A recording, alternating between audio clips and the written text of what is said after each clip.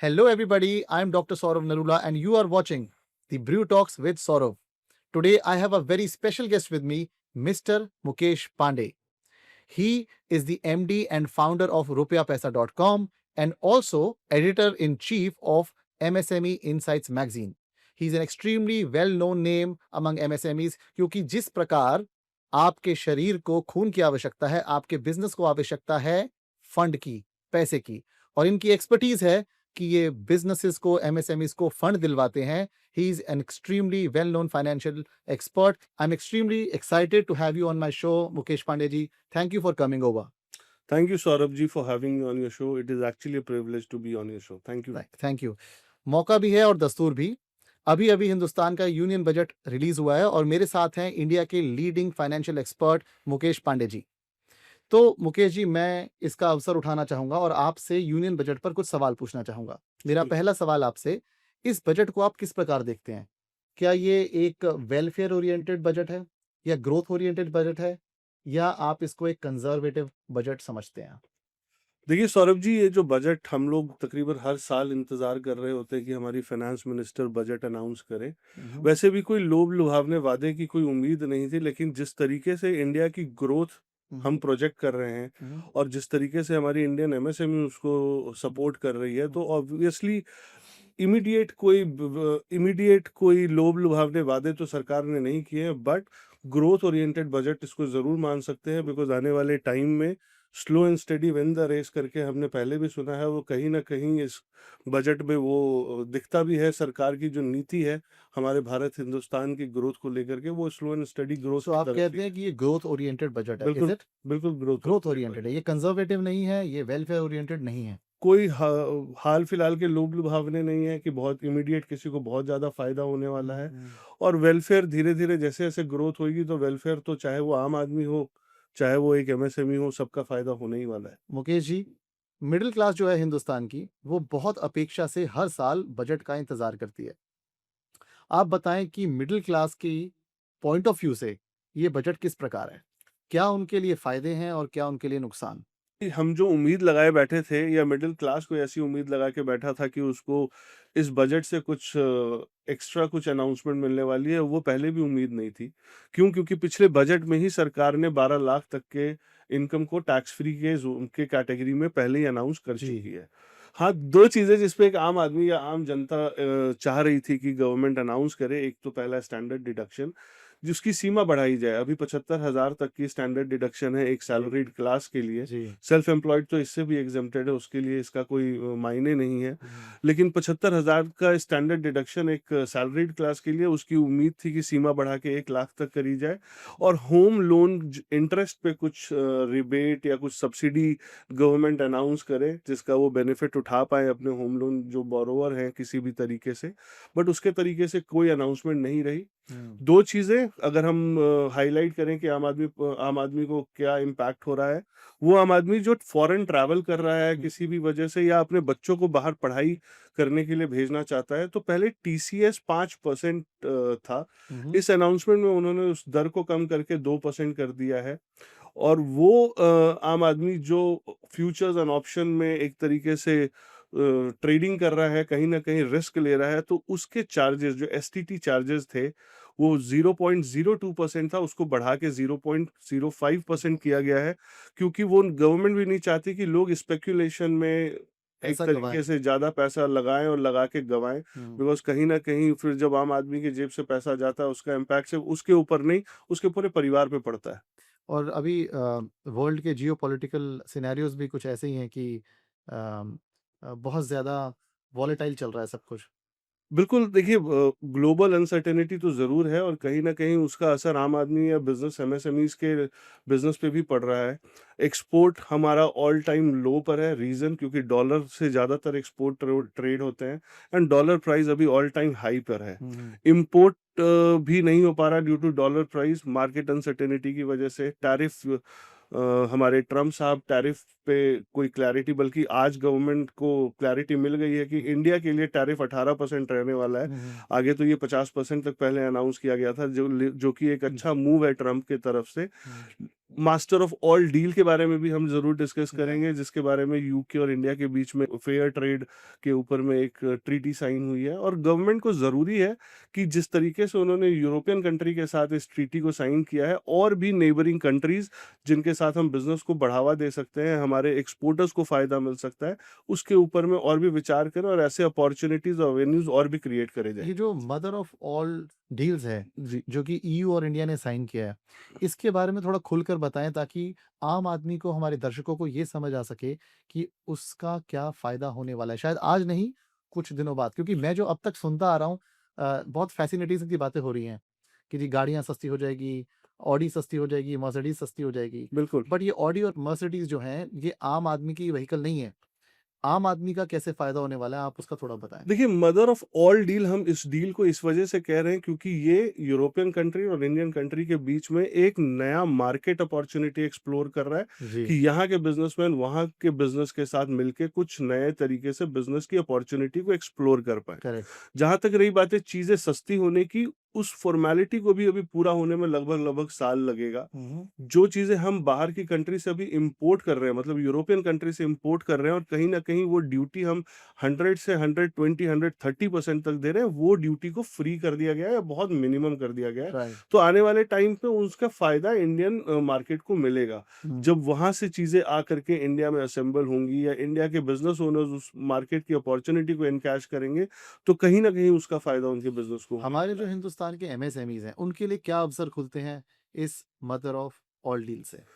देखिए, एमएसएमई तो बहुत इम्पोर्टेंट रोल प्ले करेगा क्योंकि कोई भी मैन्युफैक्चरिंग कंपनी यूरोपियन कंट्री के अंदर में और इंडिया के साथ काम शुरू करेगा, तो कहीं न कहीं जो बेसिक एंसिलरीज़ या रॉ मटेरियल की जो प्रोक्योरमेंट है या प्रोडक्शन है, वो इंडिया के अंदर में बढ़ावा उसको मिलेगा। हुँ, हुँ। तो उस तरीके से एमएसएमईज़ के लिए बहुत अच्छी अपॉर्च्युनिटीज़ आएँगी, और अगर एमएसएमई के मैन्युफैक्चरिंग सेटअप के अंदर में काम आता है, तो उससे अलाइड सर्विसेज़ जैसे लॉजिस्टिक्स, एम्प्लॉयमेंट, इन सबको भी फ़ायदा मिलने वाला है। तो हुँ। लोकल मैन्युफैक्चरर्स या उनके साथ के विसिनिटी के लोगों को भी इसका कहीं न कहीं फ़ायदा आने वाले टाइम पे ज़रूर मिलेगा। जी, मेरा एक सवाल आपसे, इस बजट के माध्यम से सरकार ने क्या प्रयत्न किए हैं कि एमएसएमईज़ का धंधा बढ़ सके, उनके लिए कुछ सहूलियत हो जाए ताकि वे और अच्छे से काम कर सकें? क्योंकि एमएसएमई जो है, वही एक तरीके से इंजन है पूरी पूरी इकोनॉमी का।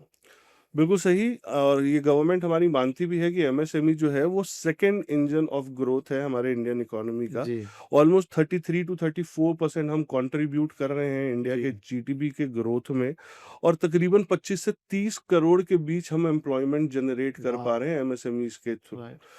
गवर्नमेंट ने इस बजट के अंदर में जो 3 चीज़ें मुख्य हाइलाइट करी है एमएसएमई को लेकर के, सबसे पहला तो उन्होंने 200 सिक क्लस्टर्स, क्लस्टर्स को अगर मैं समझाऊँ कि इन्होंने एक क्लस्टर आइडेंटिफाई करे हैं जहाँ पे 100, 200, 250 मैन्युफैक्चरिंग सेटअप मिल कर के अपने बिज़नेस को ग्रो कर पा रहे हैं। तो पूरे इंडिया के अंदर में उन्होंने 200 ऐसे सिक एमएसएमईज़ को रिवाइव करने के लिए हुँ, हुँ। 10,000 करोड़ का एक अलॉटमेंट किया। अमाउंट अलॉट करा है ताकि वहाँ के एमएसएमईज़ को वो ग्रो कर पाएँ। हुँ, हुँ। इसके अलावा आत्मनिर्भर भारत के अंदर में भी एमएसएमईज़ को कुछ न कुछ बेनिफिट्स मिल रहे थे, जिसकी लिमिट अब उन्होंने 2,000 करोड़ से बढ़ा के 4,000 करोड़ तक कर दी ओके। है। तो ये एक अच्छा मूव है, कहीं न कहीं जब क्लस्टर्स ग्रो करेंगे, हुँ, हुँ। तो उनकी मैन्युफैक्चरिंग कैपेसिटी बढ़ेगी, उनके बिज़नेस स्केल हो पाएँगे। एक इकोसिस्टम क्रिएट होगा विदिन द बिल्कुल, क्लस्टर। बिल्कुल, विदिन द क्लस्टर एक इकोसिस्टम जब क्रिएट होगा, तो अपॉर्च्युनिटीज़ फिर वहाँ के लोकल मैन्युफैक्चरिंग के अलावा हमारे लिए जॉब क्रिएशन में एक बहुत बढ़िया एक वो रोल मॉडल प्ले करेगा ये इनिशिएटिव। इसके अलावा अगर मैं बात करूँ, गवर्नमेंट ने सीजीटी एमएससी स्कीम के तहत तो फंडिंग पहले भी करती आ रही है। जी। 10 करोड़ तक की फंडिंग है विदाउट गारंटी या विदाउट कोलैटरल। कोलैटरल की हम बात अच्छा। करते हैं, जिसमें गवर्नमेंट 10 करोड़ तक की फंडिंग एक मैन्युफैक्चरिंग एमएसएमई या हुँ। किसी भी एमएसएमई के लिए उन्होंने जी। प्रोविज़न रखा है। बट ज़रूरी है कि जो कंप्लायंसेस हैं, जो कागज़ फाइनेंशियल लिटरेसी है, हुँ। इसके बारे में भी गवर्नमेंट कुछ अवेयरनेस कैंप्स करे, ताकि एमएसएमई को पता हो कि इन सब का फ़ायदा कैसे उठा सकते करेक्ट। हैं। क्योंकि 90% एमएसएमई डायरेक्ट अवेयर नहीं है कि गवर्नमेंट के क्या बेनिफिट्स हैं, क्या सब्सिडीज़ हैं, क्या इंसेंटिव्स हैं, क्या फंड्स या फाइनेंस ईज़ी एक्सेसिबल है उनके लिए, जिसके वजह से उनकी ग्रोथ कहीं न कहीं अटक जाती है। करेक्ट। जैसे कि आपने कहा कि सरकार को आवश्यकता है कि अवेयरनेस और बढ़ाए, बिकॉज़ बहुत से एमएसएमईज़ को ये नहीं पता कि उनको कौन-कौन से फ़ायदे सरकार दे रही है। मेरे दिमाग में प्रश्न आता है, काफ़ी सारे ऐसे बिज़नेसेस हैं जो छोटे बिज़नेसेस हैं, प्रोप्राइटरशिप, पार्टनरशिप, बट उन्होंने एमएसएमई में रजिस्टर ही नहीं किया। उन्हें इसका फ़ायदा बिल्कुल भी नहीं पता। प्लीज़ इसके बारे में थोड़ा बताएँ? देखिए सौरभ जी, सबसे पहले तो हम एमएसएमई की डेफिनेशन को समझें कि एमएसएमई है क्या? जी। कोई भी बिज़नेस चाहे वो प्रोप्राइटरशिप में ऑपरेट कर रहा हो, पार्टनरशिप में ऑपरेट कर रहा हो, प्राइवेट लिमिटेड या लिमिटेड कंपनी जी। कोई भी ऑपरेट कर रहा हो, तो बिज़नेस स्टार्ट करते ही उनको अपनी कंपनी को एमएसएमई के अंदर में रजिस्टर्ड करा लेना चाहिए। उसका कहीं न कहीं फ़ायदा उसको डायरेक्टली, इनडायरेक्टली बहुत अच्छा मिलता है। जी। सबसे पहला तो एक्सेस टू फाइनेंस। राइट। आज बैंक किसी भी एमएसएमई को फाइनेंस देने से पहले अगर उसके पास उद्यम आधार या एमएसएमई रजिस्ट्रेशन नहीं है, तो नहीं मिल रहा होता। गवर्नमेंट के जो भी स्कीम, सब्सिडीज़, इंसेंटिव्स हैं, वो एमएसएमई के लिए हैं, उसके लिए आपका उद्यम आधार होना बहुत ज़रूरी है। हुँ। अब एमएसएमई का ब्रॉडर पिक्चर लास्ट बजट के अंदर में गवर्नमेंट ने खुद बढ़ा दिया। पहले 5 करोड़ तक की टर्नओवर वाली कंपनी, चाहे वो प्रोप्राइटरशिप में ऑपरेट कर रही हो, पार्टनरशिप में कर रही हो या प्राइवेट लिमिटेड में कर रही हो, 5 करोड़ तक की टर्नओवर कर रही है, वो माइक्रो एंटरप्राइजेस के अंदर आती जी। थी। उसकी सीमा लास्ट बजट के अंदर में गवर्नमेंट ने 10 करोड़ तक की टर्नओवर वाली कंपनी ओके। माइक्रो के अंदर आती है, और almost almost 95 to 96% total 7.5 crore MSME registered है हुँ, हुँ। On portal. उसमें से 95% तो माइक्रो के कैटेगरी में ही आते हैं, ओके। जिनकी टर्नओवर 10 करोड़ से नीचे है। जी।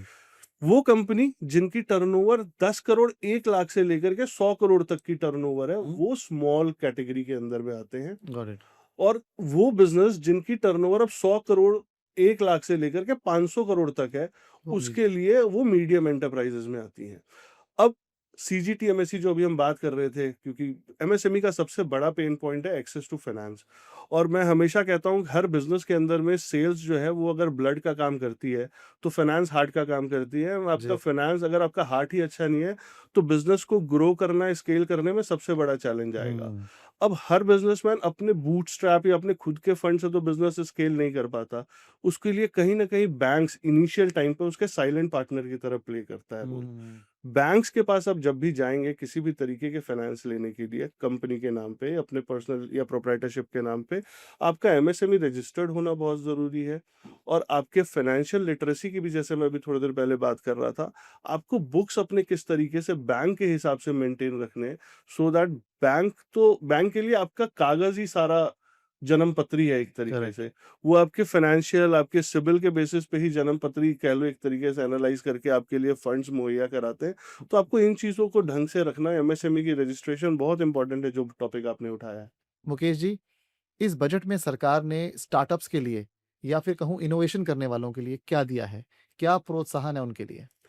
देखिए, स्टार्टअप गवर्नमेंट बहुत उनके लिए एक बहुत न्यू बेबी है। पिछले 3-4 साल से अगर हम बात करें, स्टार्टअप के लिए काफ़ी ज़्यादा स्कीम्स अवेलेबल हैं। सबसे इम्पोर्टेंट है, स्टार्टअप के अंदर में सीजीएसएस करके एक स्कीम निकाली है गवर्नमेंट ने, क्रेडिट गारंटी फॉर स्टार्टअप्स, हुँ, हुँ। जिसके अंदर में 20 करोड़ तक की फंडिंग है, जो कि गवर्नमेंट उनको दे रही है विदाउट एनी कोलैटरल। अच्छा। वो स्टार्टअप जो आगे बिज़नेस स्केल कर सकते हैं और कहीं न कहीं इंडिया की इकोनॉमी में एक अच्छा सपोर्ट कर सकते हैं, हुँ, हुँ। क्योंकि इंडस्ट्री वाइज़ भी उन्होंने स्टार्टअप को फ्रेगमेंटाइज़ कर दिया है एक अच्छा। तरीके से। जैसे हम अभी सुन रहे होंगे कि इस गवर्नमेंट का जो मेजर फ़ोकस है वो सोलर, ईवी, हुँ। ग्रीन एनर्जी की तरफ है। जी। तो वो स्टार्टअप जो इस बिज़नेस के अंदर में एंटर हो करके कहीं न कहीं बिज़नेस को ग्रो कर रहे हैं और इंडिया की इकोनॉमी में साथ दे रहे हैं, तो उनके लिए ये स्कीम है सीजीएसएस, जिसका वो डायरेक्ट इनडायरेक्ट फ़ायदा उठा सकते हैं। इसके अलावा परफॉर्मेंस लिंक्स इंसेंटिव्स भी हैं इसके अरे अंदर वाह! में। अच्छा। ये गवर्नमेंट अगर इस प्रोजेक्ट के अंदर में आप गवर्नमेंट का साथ दे रहे हो, तो आपको एक इंसेंटिवाइज़ भी कर रही है, जो कि बहुत अच्छी बात है। दूसरा, बिल्कुल भी कोलैटरल के अलावा तो 20 करोड़ तक की फंडिंग है। अगर आपके पास थोड़ा बहुत भी कोलैटरल है, तो 25 से 30% के कोलैटरल लेकर के भी हुँ, हुँ। वो आपको फंडिंग कर रही है। For ji. एग्ज़ाम्पल, आपके पास 3 करोड़ रुपए का कोलैटरल है, आपको 10 करोड़ तक का लोन दे रही है। जी। तो वो भी गवर्नमेंट की तरफ से एक अच्छा इनिशिएटिव है स्टार्टअप को सपोर्ट करने का। महँगाई मुकेश जी एक बहुत बड़ा मुद्दा है और कुछ हाल-फिलहाल के सालों में बहुत बढ़ भी गई है। तो इस बजट में आप महँगाई और कॉस्ट ऑफ लिविंग को क्या इम्पैक्ट देख रहे हैं उसके ऊपर? देखिए सौरभ जी, पिछले कई सालों से अगर हम एनालाइज़ करें, तो महँगाई कहीं न कहीं बढ़ी है, और इस चीज़ को ध्यान में रखते हुए ही गवर्नमेंट ने पिछले साल बजट के अंदर में ये जो नॉन टैक्सेबल इनकी इनकम की दायरा जो उन्होंने बढ़ाया है कि 12 लाख तक के इनकम को टैक्स फ्री किया गया है, वो कहीं न कहीं इसी इंटेंशन से किया गया है कि आम आदमी के हाथ में कैश दिया जाए ताकि वो स्पेंड कर पाएँ और उसका डायरेक्ट इनडायरेक्ट फ़ायदा कहीं न कहीं सरकार को पहुँचेगा। क्या आप हाल-फिलहाल में महँगाई दर को घटते हुए या जिस स्पीड से वो बढ़ रहा है, उसको घटते हुए देखते हैं या कुछ कुछ रोक लगेगी इस पर? हाल-फिलहाल ऐसा कोई बिल मैंने जैसे पहले बताया जिस तरीके से बजट को अनाउंस भी किया गया है, कोई लोभ-लुभावने वादे नहीं हैं और हाल-फिलहाल में उसका कोई डायरेक्ट इनडायरेक्ट फ़ायदा किसी भी आम आदमी को या बिज़नेस जी। ओनर को मिलेगा नहीं। ज़रूरत इस टाइम पर है कि आप अपनी ग्रोथ को प्लान करें। हुँ, आम आदमी की बात करें तो आम आदमी को ज़रूरी है कि वो अपने जो उसकी इनकम है, उस इनकम को 3 बकेट में स्प्लिट करे। Very nice. सबसे पहला खर्चा कि भई आइडियली किसी इनकम वाले बंदे को अपना मैक्सिमम 55% अपने रोजमर्रा के या नेसेसिटी के ऊपर में खर्च करना चाहिए। जी, 25 से 30% उसको कम से कम सेव करना चाहिए अपने लॉन्ग टर्म गोल्स को रखते हुए। राइट। बचा हुआ पैसा अपने लेजर, लग्ज़री जो भी वो ट्रैवल या जो भी उसकी मूवीज़, फैमिली के साथ इधर जाना, उधर जाना वो उस पे खर्च करे। तो सैलरीड आदमी को तो फ़ोकस्ड होने की ज़रूरत है कि महँगाई हाथों-हाथ तो कुछ गिरने वाली नहीं। लेकिन अगर वो सही तरीके से अपने इनकम के एक्सपेंडिचर को प्लान कर ले, तो वो ज़रूर उसका फ़ायदा लॉन्ग टर्म में ये आपने उठा बहुत सकता है। अच्छा फ़ॉर्मूला दिया है, ख़ास करके उन दर्शकों के लिए जो कि सैलरीड हैं और मिडल क्लास हैं, लिमिटेड फंड्स उनके पास आते हैं। तो मेरे ख़्याल से उनको बहुत फ़ायदा होने वाला है आपके इस फ़ॉर्मूला से। बिल्कुल। आपसे अगला सवाल है मेरा कि जो हमारा कैपिटल गेन्स टैक्स है, हुँ, हुँ। उसके ऊपर सरकार ने इस बार क्या किया है? देखिए कैपिटल गेन टैक्स को ना हम 2 फॉर्मेट में बात करें, एक लॉन्ग टर्म कैपिटल गेन, एक short term capital G. Gain. साल भर के अंदर में कमाया हुआ इन्वेस्टमेंट से कमाया हुआ पैसा तकरीबन 20% टैक्स अट्रैक्ट कर रहा है और हुँ। साल भर से ऊपर के बाद आपका इन्वेस्टमेंट किया हुआ पैसा अगर कोई प्रॉफिट लेकर के आ रहा है उस पे 12.5% का जी, टैक्स है। वो तो उसी तरीके से है और उसमें किसी भी तरीके का कोई मेजर बदलाव नहीं चेंजेस आया। नहीं आया है। हुँ, हम बात कर रहे थे अभी जैसे आम आदमी को ज़रूरत है कि किस तरीके से वो अपने फाइनेंस को मैनेज करे। हमारी बात रह गई थी उस बीच में कि बिज़नेसमैन को इस टाइम पे किस तरीके से अपने जी, बिज़नेस को प्लान मैनेज करना करना चाहिए। चाहिए। बिकॉज़ अनसर्टेनिटी ग्लोबली बहुत है। हम बात कर रहे हैं कि इम्पोर्ट बहुत ऑल टाइम लो पे ही एक तरीके से समझें क्योंकि जी। डॉलर प्राइस बहुत हाई है। ग्लोबल अनसर्टेनिटी की वजह से एक्सपोर्ट मार्केट भी उतना अच्छा परफ़ॉर्म नहीं कर पा रही है। हुँ, तो इस टाइम पे ज़रूरी है लेकिन सबसे ब्यूटीफुल या सबसे बढ़िया बात ये है कि ग्लोबली इंडिया सबसे स्टेबल इकोनॉमी की कैटेगरी में है। ओह वेरी हमने nice. Recently 4th economy in the world की कैट के लेवल को टच किया है, जो जी, पहले 4th हम largest eco 4th largest economy of world की कैटेगरी में आ चुके हैं और बाहर जो कंट्रीज़ हैं, वो इंडिया को एक बहुत अच्छी अपॉर्च्युनिटी मार्केट के तरीके से देख रही है और आने वाले टाइम पे हो सके गवर्नमेंट के कुछ इनिशिएटिव से जैसे हम मदर ऑफ ऑल डील के बारे में बात कर रहे हैं, ऐसे और भी कुछ इनिशिएटिव अगर गवर्नमेंट करती है, तो इंडिया के मार्केट के लिए अच्छी अपॉर्च्युनिटी है। लेकिन इस टाइम पे एमएसएमई को ज़रूरी है कि वो अपने बिज़नेस के लिए में सिस्टम प्रोसेस को इनबिल्ट करें। राइट, अगर वो आज अपने बिज़नेस को सिस्टमैटिक तरीके से एक्सपेंशन प्लान करेंगे, तो ज़रूर कहीं न कहीं आने वाले टाइम में उसका उनको लॉन्ग टर्म फ़ायदा मिलने वाला है। इस समय रेड अलार्मिंग सिचुएशन उन बिज़नेसमैन के लिए है, जो बहुत ज़्यादा ओवर लिवरेज्ड है या किसी भी तरीके से अपने बिज़नेस को भगवान भरोसे चला रहे हैं कि चलो जैसे चल रहा है, लेकिन वो कोविड वाला पीरियड जो हम लगभग-लगभग सारे बिज़नेस ओनर्स ने उसको फेस किया है, इनफैक्ट हुँ, आम आदमी ने फेस किया है, वो तो सस्टेन हो गया लेकिन वो एक अलार्मिंग सिचुएशन था, सारे एमएसएमईज़ के लिए, सारे इंडिविजुअल्स के लिए कि ज़रूरी है कि आप अपने बिज़नेस के फाइनेंसेस को मैनेज करें, अपने इंडिविजुअल के फाइनेंसेस को मैनेज करें। बिज़नेसमैन को ज़रूरी है 5 से 6 महीने का बैकअप हमेशा तैयार रखें ओह! और ग्रोथ ओरिएंटेड प्लानिंग करें। मार्केट में बहुत अपॉर्च्युनिटीज़ हैं, उन अपॉर्च्युनिटीज़ को आइडेंटिफाई करें, उसके लिए एक्शन पॉइंट बनाएँ और उसको कैश कर पाएँ। तो ये बहुत ज़रूरी है। मैंने देखा है कि अक्सर एमएसएमईज़ जो हैं सर्वाइवल मोड पर चल रहे हैं। मतलब आज का काम कर रहे हैं, कल का काम कर रहे हैं और उनके पास इतने लेवरेज है ही नहीं, इतने बफर फंड्स है ही नहीं कि कभी कोई आपदा आ गई, जैसे आप बता रहे हैं कि वर्ल्ड में पूरी अनसर्टेनिटी छाई हुई है और उससे काफ़ी चीज़ें अफ़ेक्ट हो सकती हैं। तो अभी क्विक टिप आपकी क्या रहेगी एमएसएमईज़ के लिए कि इमीडिएटली करना शुरू करें क्योंकि विश्व में परिस्थितियाँ बदल रही हैं। हो सकता है जाने-अनजाने कल क्या हो जाए? देखिए इमीडिएट टिप मैं बार-बार ही कहता हूँ हर एमएसएमई को कम से कम 6 महीने का बैकअप हुँ, आपके पास होना चाहिए। भगवान ना करे कभी कुछ ऐसी सिचुएशन आए, हुँ, आपके घर के खर्चे, आपके ऑफ़िस के खर्चे, आपके एम्प्लॉइज़ के खर्चे, ऑफ़िस का रेंट, घर का रेंट, जो भी आपका मंथली एक्सपेंस है, हुँ, आप उसको एनालाइज़ करो कि हुँ, भई आपके आप चाहे काम कर रहे हो, नहीं कर रहे हो, ये खर्चे तो आपके हैं। उसका कम से कम इंटू 6 टाइम आपके पास होना चाहिए, बैकअप। बैकअप। हुँ, अब वो 6 टाइम आप रखोगे कैसे? एक सिंगल जगह पे मैं कई बारी मैंने लोगों को देखा वो ये भी गलती कर जाते हैं। सपोज़ मेरा 10 लाख रुपए महीने का एक्सपेंस है, मैंने 60 लाख रुपए रखा बट एक एफडी के फॉर्म में रखा है। हुँ, मेरे पास कभी भी कोई ऐसी ज़रूरत आएगी, मैंने 10 लाख के चक्कर में वो 60 लाख की पूरी एफडी तोड़ी, हुँ, मेरा वो पैसा खर्च हो जाएगा क्योंकि बिज़नेस में पैसा कब किस तरफ दाएँ-बाएँ हो जाए, वो किसी बिज़नेस ओनर के कंट्रोल में नहीं रहता क्योंकि कोई ना कोई ऐसी सिचुएशन आती है, वो पैसा खर्च हो जाता है। जी, तो ज़रूरी है कि 6 महीने का बैकअप 6 अलग-अलग बकेट हो या 6 अलग-अलग एफडी के फॉर्म में हो। एक टूटेगा तो पड़ा हुआ 5 एफडी या 5 बकेट आपको ना कंपेल कर रहा होगा। आपको वो चीज़ें आपको अट्रैक्ट कर रहा होगा कि या कम वो मैं दोबारा से उस पैसे को जोड़ दूँ और वो मेरा पैसा सेव हो जाए। जी, तो ज़रूरी है कि कम से कम 6 महीने का बैकअप। दूसरा बिज़नेस के अंदर में लीकेज को आइडेंटिफ़ाई करें। क्योंकि कहीं न कहीं बिज़नेस के अंदर में हम कैश प्रॉफिट पे बात नहीं कर रहे होते, नेट प्रॉफिट हम सब बात कर रहे होते हैं कि हमारे बिज़नेस में प्रॉफिटेबिलिटी है, बट किताबों में प्रॉफिट है, अकाउंट्स में कहाँ है? जी। तो आप कैश प्रॉफिट पे काम बात करो कि भाई आपके पास अगर आज कैश ही नहीं है, प्रॉफिट की बात छोड़ो, आपके अकाउंट में कैश नहीं है तो आप किस तरीके से कोई अचानक से आने वाली अपॉर्च्युनिटी को एनकैश कर पाओगे? जी।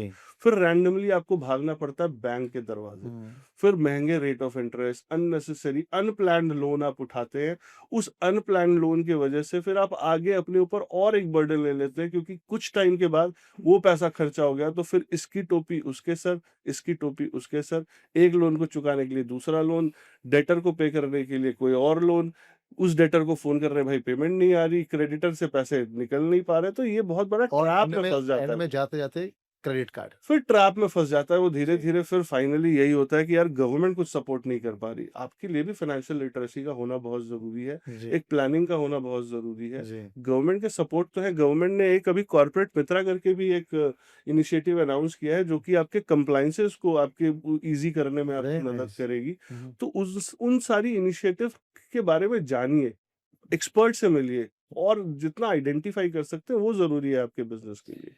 मुकेश जी एक सवाल है हुँ, कि एमएसएमईज़ मैंने हिंदुस्तान में देखा है कि बहुत कोशिश करते हैं कच्चे में काम करने का। मतलब जो व्हाइट मनी है उससे परहेज़ करके ताकि टैक्सेशंस को अवॉइड किया जा सके, इवेड किया जा सके, वो कच्चे में काम करते हैं। 2 नंबर का जिसे कहा जाता है काम करते हैं। आपका क्या संदेश है? उसके क्या नुकसान हैं?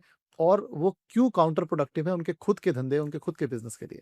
देखिए इस बात में कोई दो राय नहीं है कि इंडिया के अंदर में कैश की एक पैरेलल इकोनॉमी भी है। जी। हम मानते हैं इस चीज़ को, लेकिन वो बिज़नेस जिसको आगे स्केल करना है, हुँ, वो बिज़नेस जिसको अपॉर्च्युनिटी एनकैश करनी है, वो बिज़नेस जो चाहता है कि उसके ऊपर उसकी कंपनी में लोग इन्वेस्ट करें क्योंकि आज हम एसएमई, आईपीओ, हुँ, शार्क टैंक्स, इन्वेस्टर्स बहुत स अलग-अलग एवेन्यूज़ हैं जी। फंड्स रेज़ करने के। हुँ, आप उसका फ़ायदा ही नहीं उठा पा रहे हो। हुँ, क्यों नहीं उठा पा रहे हो? क्योंकि आप कच्चे में बिज़नेस शो कर रहे हो, टैक्स आपको पे करना नहीं। हुँ, आपका टैक्स पे करना आपके बिज़नेस की स्टेबिलिटी दिखाता है हुँ, कि आप किस स्टेबल ग्रोथ से अपने बिज़नेस को स्केल कर पा रहे हो। हुँ, वो एक कॉन्फिडेंस देता है इनिशियली आपके बैंक को कि वो आपके बिज़नेस में इन्वेस्ट कर पाए, आपके ग्रोथ प्लान में आपका साथ दे पाए।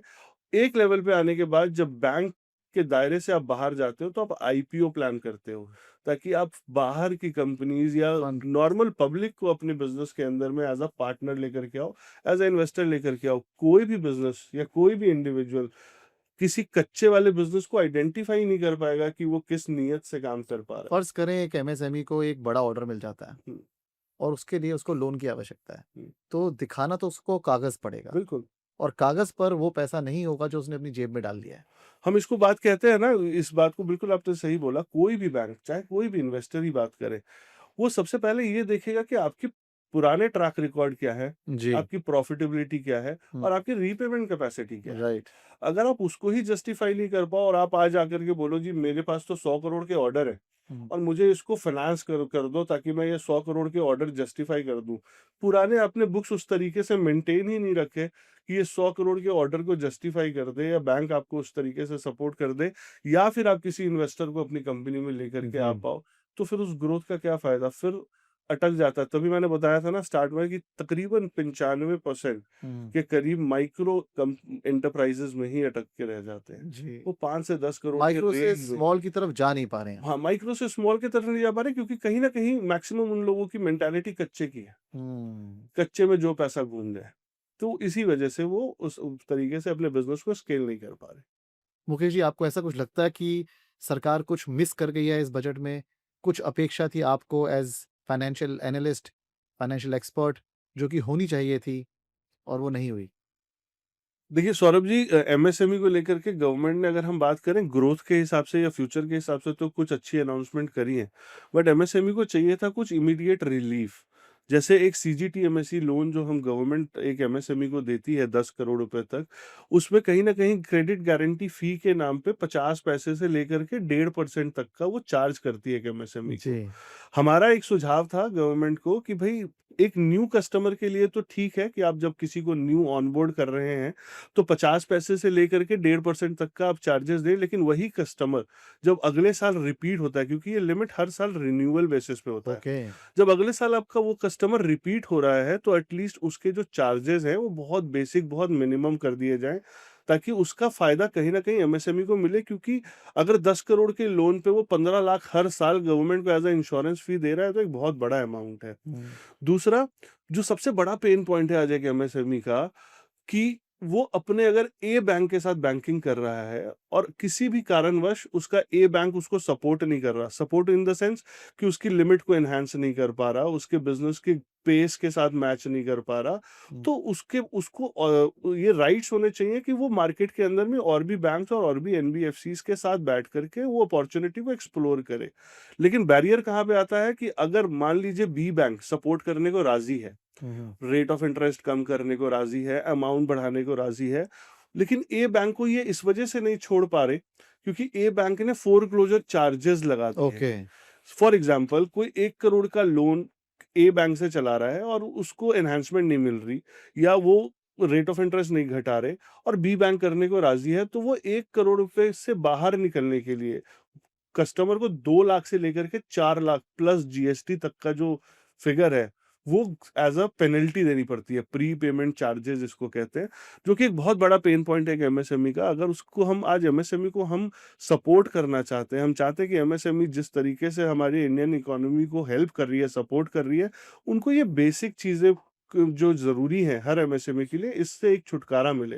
प्री पेमेंट चार्जेज़ को लेकर के हमने कई बारी अपील करी है कि अगर कोई क्लाइंट या कोई कस्टमर को अच्छा बेनिफिट कोई दूसरा बैंक दे रहा है और ये बैंक नहीं दे पा रहा और वो जाना चाहता है, तो इसको वेव कर दिया जाए, ज़ीरो हुँ, चार्जेस करे जाएँ। हाँ, एक सर्टेन लॉकिंग पीरियड समझ में आता है कि आपने आज ए बैंक से लिया और जी, 2 महीने बाद आप कहीं दूसरे बैंक में नहीं जा सकते, करेक्ट। 3 महीने बाद नहीं जा सकते।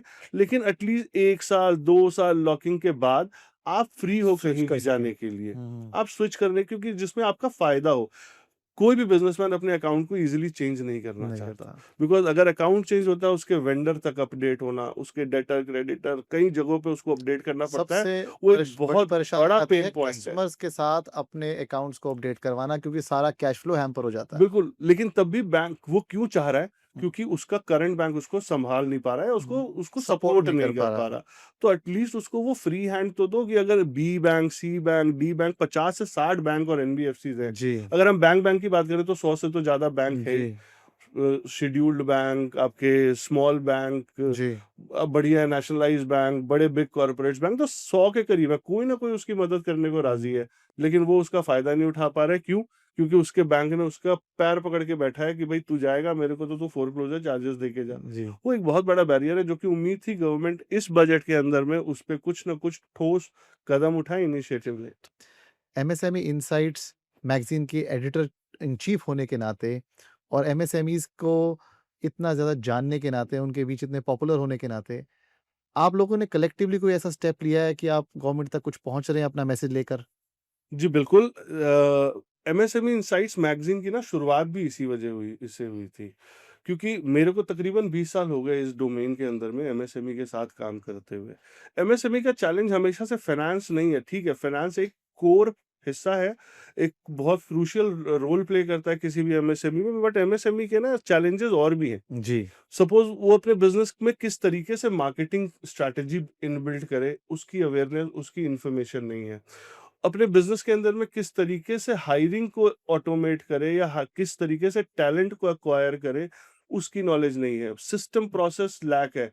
80 टू 90% एमएसएमई कहते हैं कि जी भी मैं एक दिन अगर फैक्ट्री नहीं आऊंगा तो मेरा तो काम नहीं मुझे होता। नहीं पता कि मेरे फैक्ट्री में काम हुआ भी है कि नहीं हुआ है। Correct, correct. तो इन सारी चीज़ों को लेकर के जब हम एमएसएमई के साथ बैठते थे और कोई आवाज़ नहीं है कि उनकी ये बात, कई जो गवर्नमेंट के स्कीम्स हैं, सब्सिडीज़ हैं, इंसेंटिव्स हैं, उसके जी। बारे में अवेयरनेस नहीं है और कोई ऐसा आवाज़ नहीं है जो उनकी बात इन सारे लोगों तक पहुँचा पाएँ या अथॉरिटी से मिलवा पाएँ।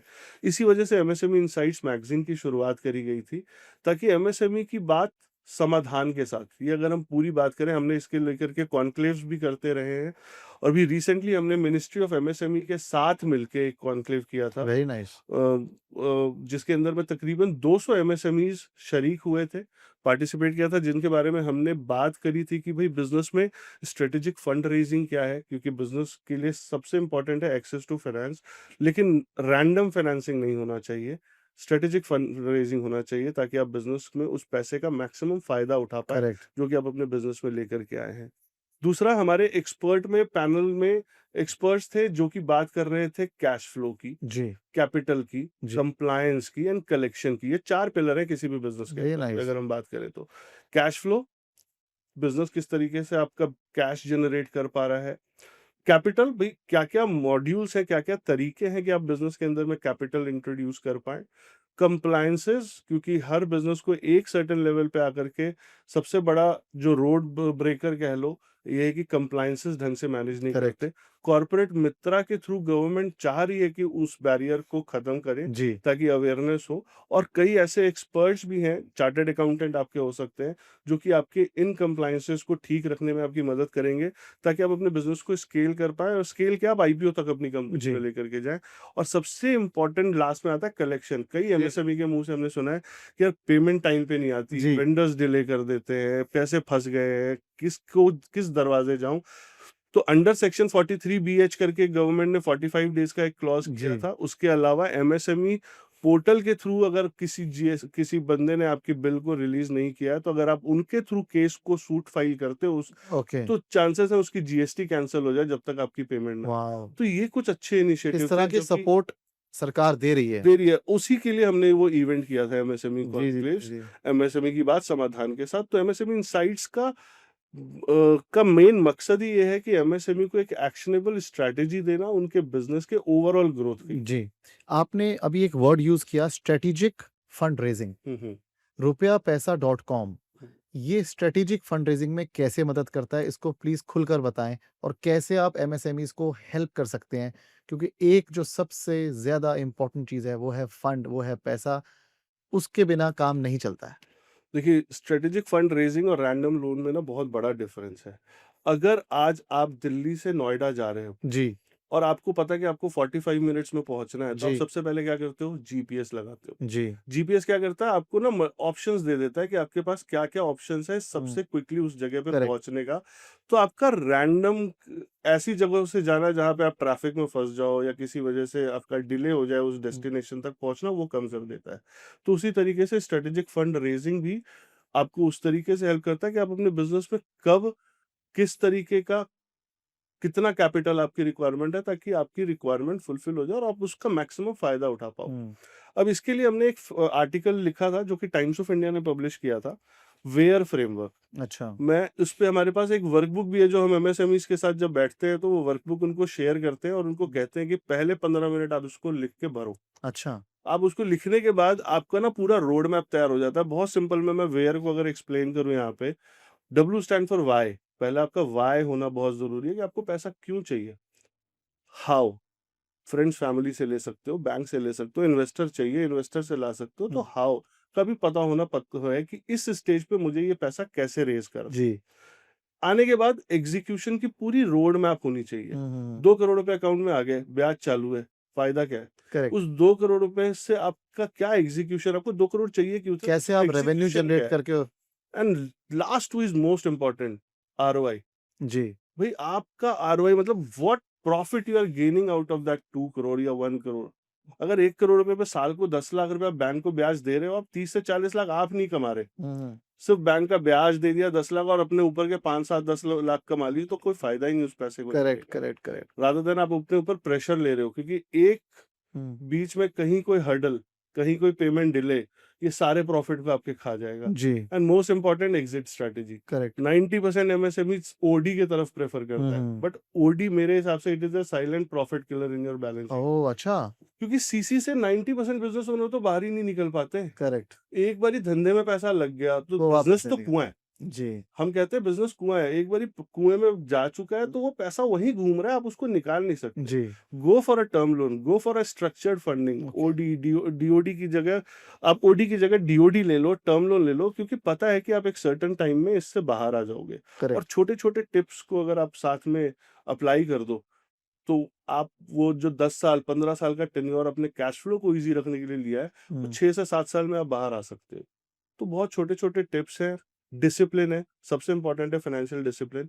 अगर कोई एमएसएमई अपने बिज़नेस में वो डिसिप्लिन लेकर के आ जाए, हम्म। वेयर फ्रेमवर्क पे काम कर ले, तो कभी भी आई कैन गारंटी कि वो डेट ट्रैप में नहीं फँसेगा। मुकेश जी एक नया बिजनेस ओनर है, ज्यादा इतिहास नहीं है उसका, से 6 महीने या 1 साल उसने काम किया है।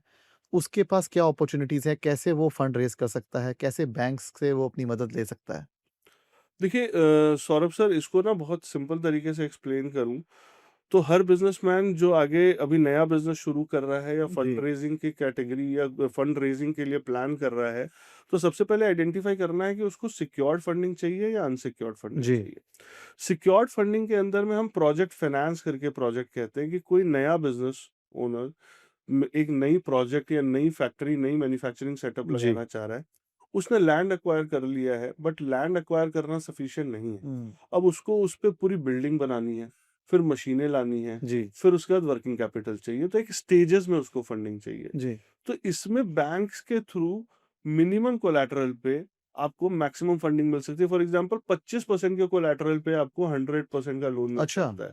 तो ये है प्रोजेक्ट फाइनेंस, सिक्योर्ड फंडिंग। जी। इसमें एक नई कंपनी भी अप्लाई कर सकती है, हम्म, बिल्कुल नई कंपनी, आइडिया स्टेज पे भी हो, बट वो 25-30% के कोलैटरल दे करके प्रोजेक्ट फाइनेंस लेना चाह रही है, तो वो ले सकती है। जी। अब आता है कि जी उसके पास कोई कोलैटरल ही नहीं है जी। देने के लिए, अब वो चाहता है कि उसको फंड रेजिंग हो जाए या उसके बिजनेस में उसको पैसा मिल जाए, तो उनके लिए कम से कम 2 साल बिजनेस पुराना होना मैंडेटरी है। हम्म, 2 साल इस वजह से ताकि 2 साल के अंदर में बैंक उनके करंट स्ट्रक्चर को समझते हुए, करंट रेवेन्यू को समझते हुए एक जजमेंट कर पाए कि इस कंपनी की ग्रोथ के क्या प्रोस्पेक्ट जी। है। उसके बेसिस पे उसको आगे फंडिंग दे सकते हैं। सीजीएसएस स्कीम की मैंने बात करी थी, ये उन्हीं कंपनीज के लिए है जो कंपनीज स्टार्टअप इंडिया में अपने आप को रजिस्टर कर चुकी है, 2 साल तक का काम कर लिया, 2 साल में एक सर्टेन लेवल अ, अचीव कर लिया, अब जी। उनको कोलैटरल नहीं है देने के लिए, अपॉर्चुनिटीज बहुत है बिजनेस के अंदर में, तो गवर्नमेंट 20 करोड़ तक की फंडिंग ये दे जो सकती सीजीएसएस फंडिंग है, है। इसका इंटरेस्ट रेट क्या है? क्या कोई सीजीएसएस की स्पेशल इंटरेस्ट रेट है एमएसएमईज के नॉर्मल लिए? सीसी लिमिट के फॉर्म में पैसा मिलता है। जी। टर्नओवर का 20 to 25% in form of working capital, जी। 60 to 75% in terms of term loan. अगर आप कोई मशीनरी ले रहे हो, जी। सपोज 1 करोड़ की मशीनें ले रहे हो, तो तो 60 से 60 लाख 65 से लाख। 75 लाख रुपए तक का आपको टर्म जी। लोन के फॉर्म में मिल सकता जी। है।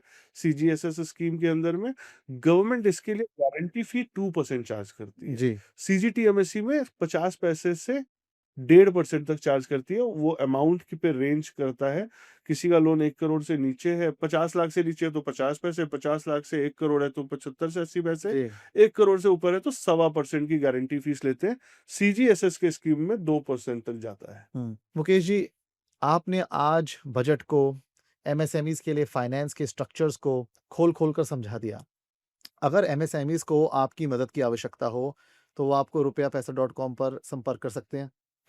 जी, बिल्कुल सौरभ जी, rupeapaisa.com का एक डोमेन है, वेबसाइट है, जिस पे आपको सारी क्रेडेंशियल्स मिल जाएँगी हमारी। जी। आप उसके थ्रू हमारे हॉटलाइन नंबर या हमारे कस्टमर केयर नंबर से कॉन्टैक्ट कर सकते हैं हमारी टीम से। फिर वो आपके साथ आपकी रिक्वायरमेंट को समझते हुए एक्सपर्ट टीम हमारी आपको असेस ज़रूर करेगी आपके बिज़नेस के कोई भी चैलेंजेज़ या कोई भी रिक्वायरमेंट को फुलफ़िल करने में। जी। एक और सवाल है मेरा, क्या आपकी जो एक्सपर्ट टीम है, वो पर्सनलाइज़्ड अटेंशन दे पाती है? बिल्कुल, क्योंकि हमारे पास तकरीबन 70 लोगों की टीम है। Very nice.